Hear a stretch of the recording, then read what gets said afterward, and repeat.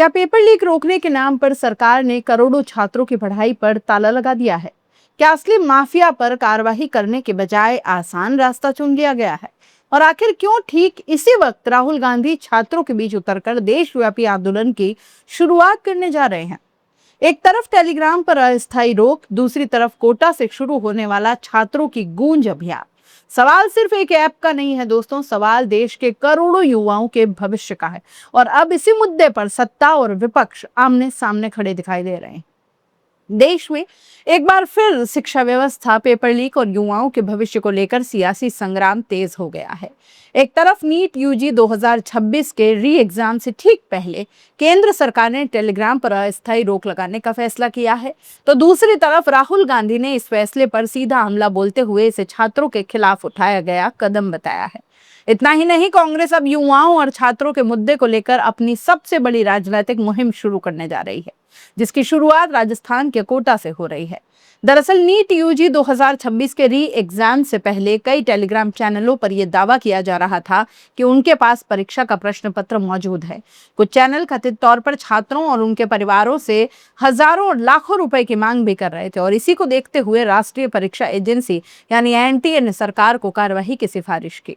इसके बाद इलेक्ट्रॉनिक्स और सूचना प्रौद्योगिकी मंत्रालय ने दो महत्वपूर्ण निर्देश जारी किए। पहला, टेलीग्राम का भारत में एक्सेस 22 जून 2026 तक अस्थायी रूप से रोक दिया गया। दूसरा, टेलीग्राम को भारत में अपने मैसेज एडिट करने वाले फीचर को 30 जून तक बंद करने का निर्देश दिया गया। सरकार और एनटीए का कहना यह है कि इससे पहले भी कई चैनलों पर और ग्रुपों पर कार्रवाई की गई थी, लेकिन समस्या पूरी तरह खत्म नहीं हुई। इसलिए सीमित समय के लिए यह कदम उठाना जरूरी समझा गया। लेकिन सरकार के इस फैसले ने राजनीतिक तूफान खड़ा कर दिया है। लोकसभा में नेता विपक्ष राहुल गांधी ने सोशल मीडिया प्लेटफॉर्म एक्स पर सरकार को घेरते हुए लिखा कि पेपर लीक रोकने का ये नया नुस्खा ऐसा है जैसे चोर को पकड़ने की बजाय पीड़ित के घर पर ताला लगा दिया जाए। राहुल गांधी ने कहा कि लाखों छात्र टेलीग्राम पर पढ़ाई करते हैं, नोट साझा करते हैं, टेस्ट सीरीज की तैयारी करते हैं, चर्चा करते हैं और अपनी पढ़ाई को बेहतर बनाते हैं।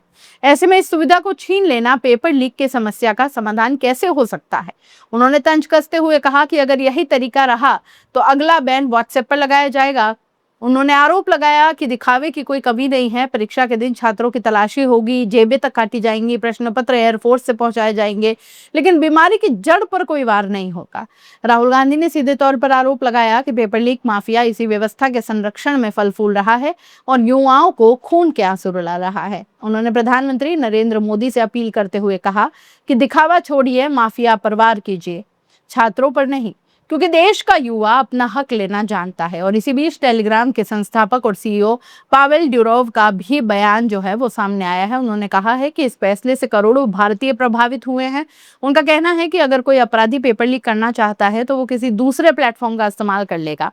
केवल टेलीग्राम को बंद कर देने से समस्या खत्म नहीं होगी, लेकिन कहानी यहाँ कहाँ खत्म होने वाली है। दरअसल साल 2029 के लोकसभा चुनाव से पहले कांग्रेस ने युवाओं और छात्रों को केंद्र में रखकर एक बड़ा राजनीतिक अभियान शुरू करने का फैसला किया है। इस अभियान का नाम है छात्रों की गूंज। इसकी शुरुआत राजस्थान के कोटा से हो रही है। कोटा, जहां देश भर से लाखों छात्र प्रतियोगी परीक्षाओं की तैयारी करने पहुंचते हैं, अब राष्ट्रीय राजनीति का नया केंद्र बनता दिख रहा है। कोटा के दशहरा मैदान स्थित श्री राम रंगमंच में आयोजित इस कार्यक्रम में लगभग 10,000 छात्रों के शामिल होने का लक्ष्य रखा गया।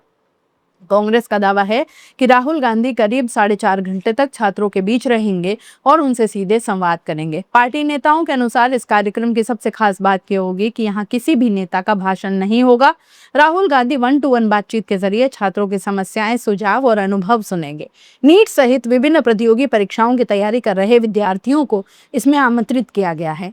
हालांकि बीजेपी इस पूरे अभियान को राजनीतिक स्टंट बता रही है। भाजपा के राष्ट्रीय महामंत्री सुनील बंसल ने सवाल उठाते हुए कहा कि जब देश भर के छात्रों की महत्वपूर्ण परीक्षाएं निकट है, तब इस तरह के राजनीतिक कार्यक्रम आयोजित करना कितना उचित है। उन्होंने पूछा कि इस कार्यक्रम में वास्तव में कितने विद्यार्थी शामिल होंगे और उनका चयन किस आधार पर किया गया। वहीं भाजपा प्रवक्ता गौरव भाटिया ने कांग्रेस पर गंभीर आरोप लगाते हुए कहा कि राहुल गांधी का कार्यक्रम फ्लॉप होने के डर से कांग्रेस नेता और कार्यकर्ता छात्रों, कोचिंग सेंटर संचालकों, पीजी मालिकों और गेस्ट हाउस संचालकों पर दबाव बना रहे हैं कि ज्यादा से ज्यादा छात्र कार्यक्रम में पहुंचे। गौरव भाटिया ने यहाँ तक कहा कि कांग्रेस अपनी राजनीति चमकाने के लिए छात्रों के भविष्य के साथ खिलवाड़ कर रही है। उन्होंने राहुल गांधी के राजनीतिक सफर पर भी तंज कसते हुए कहा कि अपनी राजनीति के लिए युवाओं का इस्तेमाल नहीं किया जाना चाहिए। उधर पूर्व मुख्यमंत्री अशोक गहलोत ने बीजेपी पर पलटवार करते हुए आरोप लगाया है कि प्रशासन पर दबाव बनाया जा रहा है। उन्होंने कहा कि राहुल गांधी के कार्यक्रम से पहले उनके पोस्टर और होर्डिंग्स तक हटवा दिए हैं। गहलोत ने दावा किया कि देश में ऐसा माहौल बनाया जा रहा है जहां असहमति की आवाज को दबाने की कोशिश की जाती है।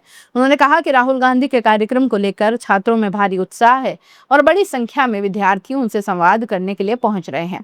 अब सवाल यह है कि क्या टेलीग्राम पर लगाया गया अस्थायी प्रतिबंध वास्तव में पेपर लीक रोकने में कारगर साबित होगा?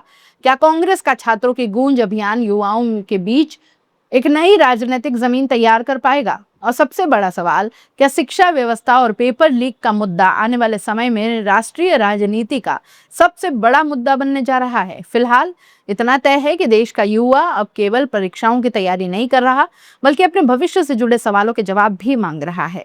आने वाले दिनों में भी यही सवाल सत्ता और विपक्ष दोनों के लिए सबसे बड़ी चुनौती बन सकते हैं।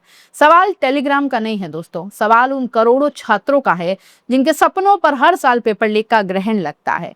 अब देखना होगा कि इस लड़ाई में जीत किसकी होती है, सिस्टम की, सियासत की, या फिर देश के युवाओं की। वैसे आपको क्या लगता है और आप इस पूरे घटनाक्रम से क्या सोच रहे हैं, क्या समझे हैं, कमेंट बॉक्स में जरूर बताइएगा। और हाँ, चैनल को लाइक, शेयर और सब्सक्राइब जरूर कीजिएगा। नमस्कार।